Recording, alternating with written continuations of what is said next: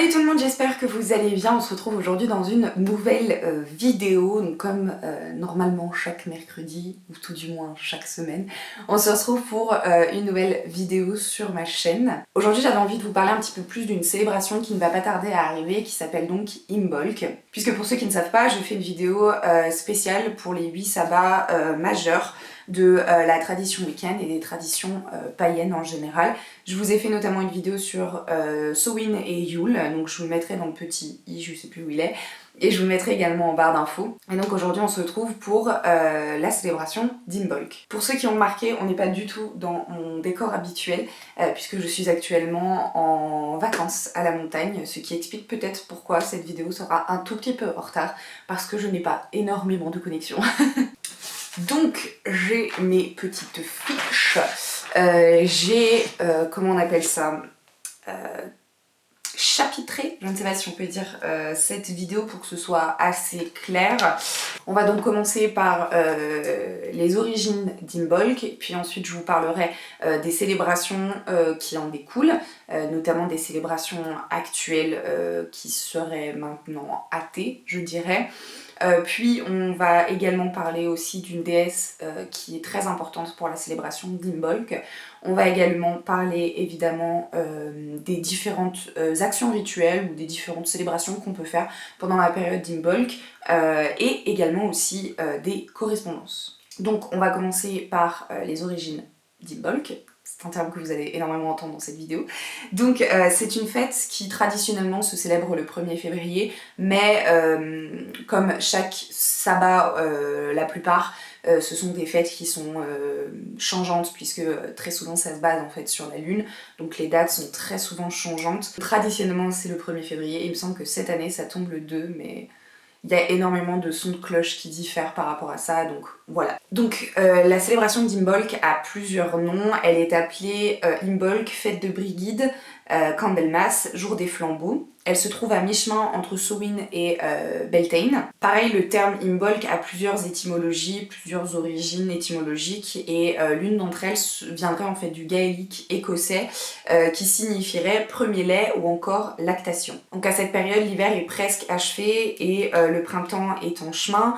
Pour beaucoup de sorcières, c'est d'ailleurs le début du printemps ésotérique, et notamment dans le calendrier celtique, Imbolc correspondrait en fait au début du printemps. C'est donc une fête du printemps, mais aussi également de la fécondité. On va entrer en fait sur une période qui va être énormément dans ces énergies-là, que vous pourrez du coup vous rendre compte dans mes prochaines vidéos. Donc chez les anciens, la fête était annoncée par les premiers agnelages et l'éclosion des fleurs. Alors les agnelages, je vais y arriver, en fait c'est l'époque, la période où les brebis mettent bas. Donc dans la mythologie wiccan, avec donc l'histoire wiccan du dieu et de la déesse, c'est donc à cette période que la déesse se remet en fait de son accouchement du dieu, d'avoir donné naissance au dieu. C'est donc une période de rétablissement en fait, tout simplement. Pour les druides, Imbolc était exclusivement une célébration à la déesse mère. C'est donc une fête qui est essentiellement féminine, lunaire. Elle est associée à l'eau et il y a beaucoup de livres qui disent qu'elle devrait être célébrée la nuit près de sources sacrées ou d'une fontaine. Comme je l'expliquais au tout début de cette vidéo, cette fête a une association très forte à une déesse en particulier qui est donc la déesse Brigid. C'est pour ça qu'on appelle aussi Imbolc fête de Brigid. Donc Brigid, c'est une déesse celte, c'est la fille de Dagda qui est un dieu et le père des dieux. C'est donc la déesse de la créativité, la protectrice de la culture et de toute chose essentielle à la vie. Elle est aussi connue comme protectrice de la médecine, du feu, des forgerons, de la poésie, de la sagesse et de la fécondité. Ça fait beaucoup de choses. C'est une divinité assez intéressante parce qu'elle fait partie des divinités que le christianisme n'a pas réussi à faire disparaître, parce que c'est une divinité qui a été entre guillemets bien trop ancrée dans le paganisme et dans la vie des païens. Du coup, comme il n'a pas réussi à la faire disparaître, ils ont décidé de la transformer et ils ont fait de la déesse Brigid la sainte Brigitte. Et donc elle aurait des pouvoirs de guérisseuse. Et donc sa commémoration coïncide avec la lactation des brebis. Donc comme expliqué au début de la vidéo, Imbolc a plusieurs noms, notamment le terme Candlemas. C'est une fête qui a pour origine traditionnelle en fait un moment où les paysans avaient pour habitude ce jour-là en fait d'allumer des flambeaux et de parcourir les champs avec les flambeaux afin de purifier le sol avant les semailles. Et c'était aussi une période où ils voulaient en plus honorer les déités en fait qui s'occupent de tout ce qui va être récolte en fait. Puisque c'est une période qui approche du printemps, donc c'est une période qui approche du soleil, et qui dit soleil dit évidemment retour en fait des récoltes, des plants qui vont pousser, etc. Chez les Wiccans, la tradition veut qu'on allume une chandelle une chandelle ou une lampe à huile par maison ou par pièce d'une maison. Et on l'allumait près de la fenêtre, et c'était donc un message, une commémoration en honneur de la renaissance en fait du soleil, c'est-à-dire donc le jeune dieu.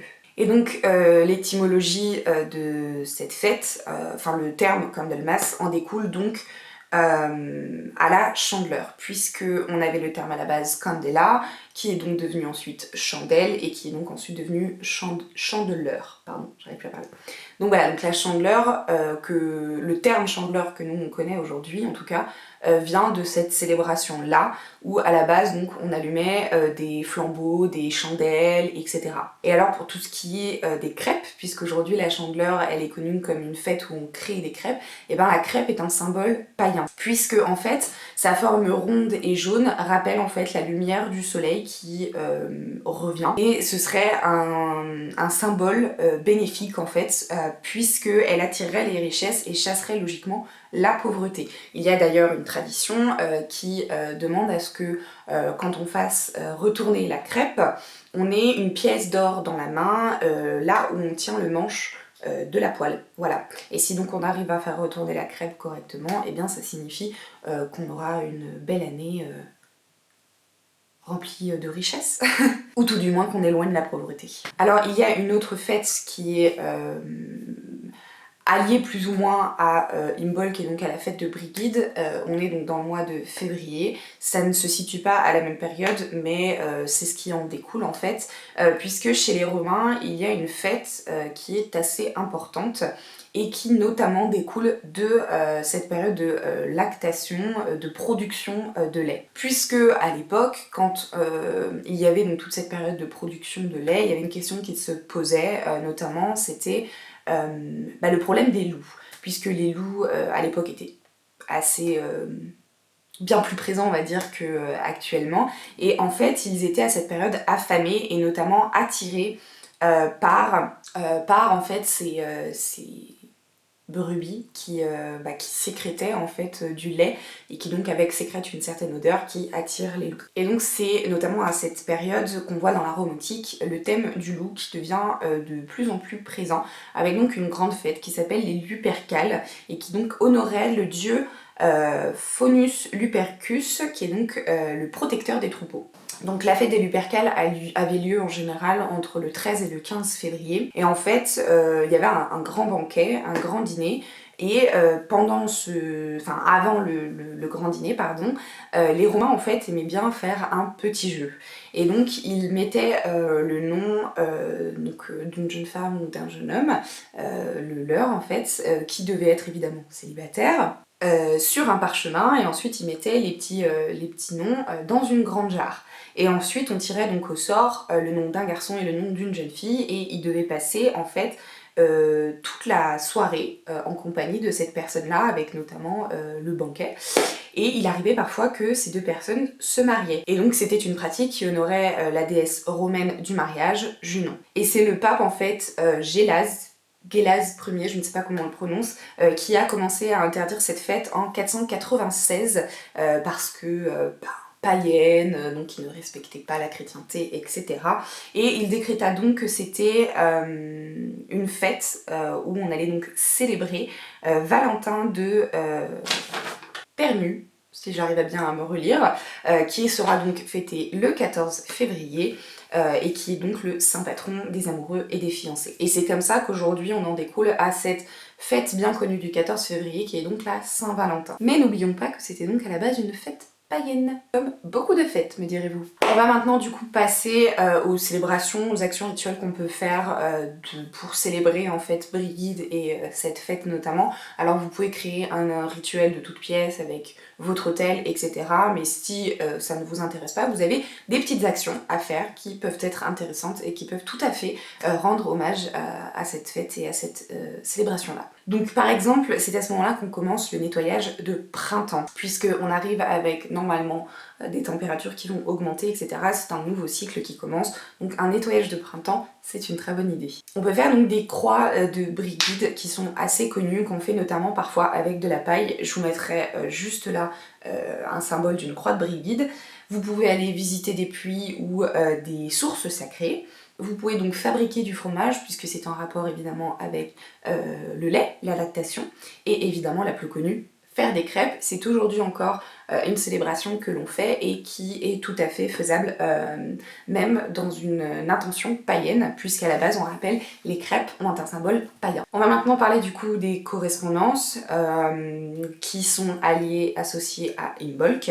Et au niveau des dieux, puisqu'au niveau de la déesse on sait qu'il y a Brigid, on a notamment Phébrus qui est donc romain, Bragi qui est scandinave et Cupidon qui est romain également. Au niveau des couleurs, on a le blanc, le jaune, le rose, le vert clair.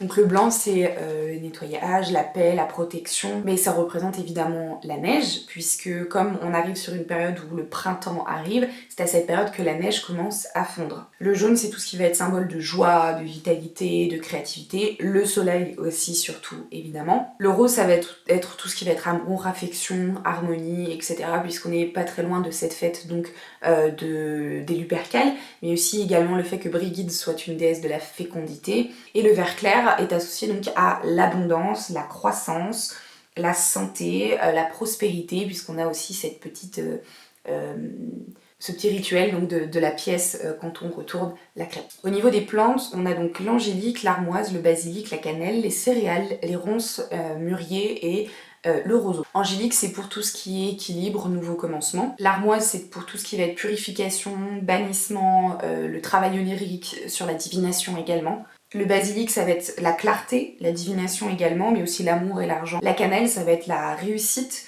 l'équilibre, les bénédictions, le courage et la protection. Les céréales, ça va être tout ce qui va être abondance puisque c'est associé donc aux récoltes, mais aussi également à la fertilité. Ronce mûrier, ça va être tout ce qui est croissance, attachement, fertilité, etc. Et le roseau, ça va représenter l'action, la conscience, l'assurance. Au niveau des arbres, on a le cèdre, le prunelier, le sorbier et le sycomore. Donc le cèdre, ça va être l'affection, l'équilibre, le calme et la clarté. Le prunelier, ça va être le bannissement, les conseils, les obstacles.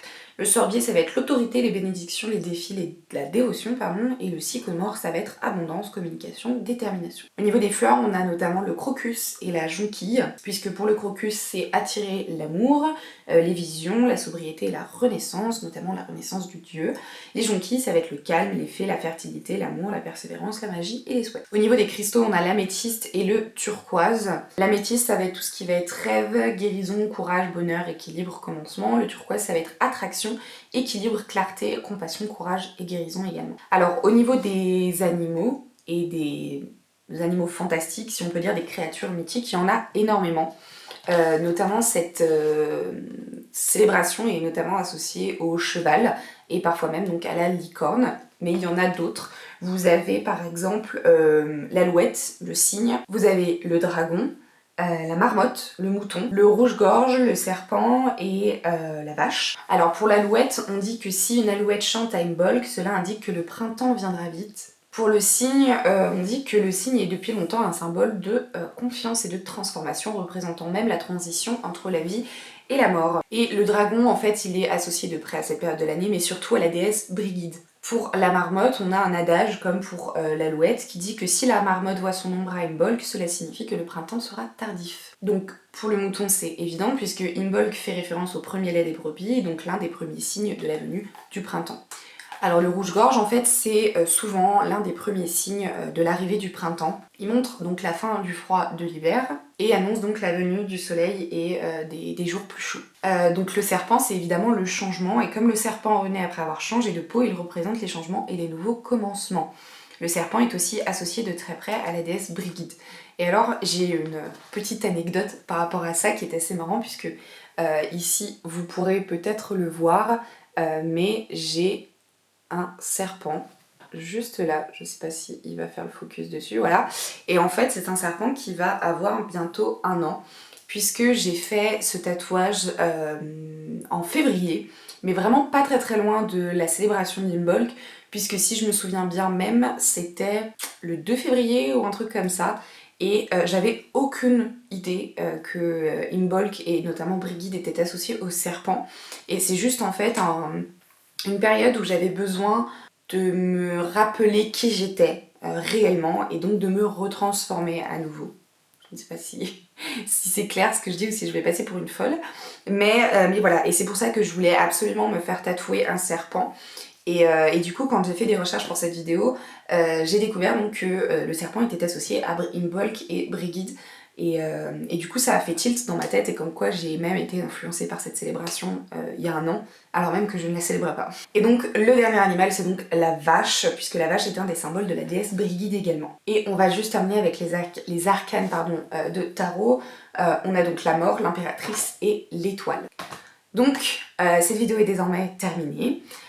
Comme les précédentes vidéos de Yule et de Sowin, j'ai utilisé tout un tas de livres pour cette vidéo que je vous listerai en barre d'infos parce que déjà je les ai pas tous ici pour vous les présenter, mais en plus la plupart sont les mêmes que les précédentes vidéos. J'espère que c'est une vidéo qui vous a plu, qui vous a appris des choses, puisque c'est vraiment le but pour moi de ces vidéos là, c'est que je vous apprenne des choses. Moi-même en faisant les recherches pour ces vidéos, j'apprends tout un tas de trucs. Je reviens juste sur un truc que j'ai dit juste avant, j'ai donc expliqué que je ne célébrais pas ce sabbat, cette célébration, puisque j'en avais parlé sur Instagram. D'ailleurs, si vous ne me suivez pas sur Instagram, je vous invite à le faire. Mais c'est une célébration qui, pour moi, a des dates très importantes, puisque il y a 2 dates où j'ai vécu des décès sur le mois de février qui sont très compliqués à vivre chaque année, et en fait chaque année je ne me sens pas capable de célébrer Imbolc. Peut-être que ça changera cette année, le fait d'avoir fait des recherches et de m'être intéressée à cette célébration, peut-être qu'avec un peu de chance ça ouvrira un petit peu plus